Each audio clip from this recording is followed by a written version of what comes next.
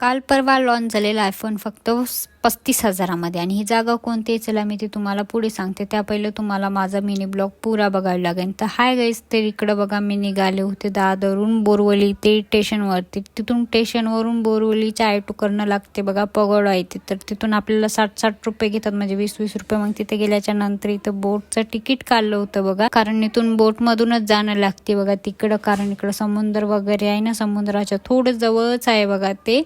तर इकडे मी आले होते तर आता चालले आहे बघा तिथं. आणि इतकं भारी वाटत होतं ना बघा तिथे गेल्याच्या नंतर. बाहेरचा पण व्ह्यू खूप भारी होता. ते इकडे तुम्ही बघू शकता, इतकं सुंदर आहे ना खूप, आणि खूप जास्त मोठा आहे बघा. तुम्ही जर कधी आलात ना मुंबईला तर एकदा नक्की येऊन जा. इकडे चप्पल वगैरे काढले आहे बघा मी, आणि बाहेरचं म्हणजे दोन्ही साईड ना मधामध्ये ना कॅमेरे वगैरे काय अलाउड नव्हते होते, तरी पण मी एक व्हिडिओ घेतला होता बघा. आणि बाहेरचा पण व्ह्यू खूप भारी होता. आणि इकडे बघू शकतो तुम्ही, म्हणजे हे तर एक साईडच आहे, त्या साईडचं पण बाकी. कधीतरी थोडं छोटं वाटते बघा, पण खूप जास्त मोठं आहे आणि भारी पण आहे बघा खूप. आणि इकडं आहे ना म्हणजे असं फुलवाणी होतं, ते काय होतं की मला पण माहिती नाही. मला वाटलं गौतम बुद्धाची तर मूर्ती आहे वाटलं, पण हे होतं ना, तर म्हणजे कधी बांधलं कुणी हे केलं तर ते सांगत होते मधामध्ये गेल्याच्या नंतर. तर आता मी चालले आहे बघा इकडं. मला आता माझी ट्रेन होती नांदेडची, तर मग मी निघाले. कोण येत होती बोट बघा, तर इकडं मी थांबले होते, म्हणजे पब्लिक येते ती बोट आहे ना, येऊन घेऊन वगैरे पण जाते. बोटचं तिकीट काहीतरी आहे मला माहिती नाही बघा. मग मी बसले होते बोट मध्ये. तर इकडं आयफोन आहेत ना बघा, काल परवा लॉन्च झालेले, तर ते फक्त 35,000मध्ये होते बघा. मी म्हणलं मग इतके स्वस्त कसे भेटतात ते फोन वगैरे होते बघा. इकडं खूप जास्त स्वस्त होते. तर मग मी बसले आहे बघा आता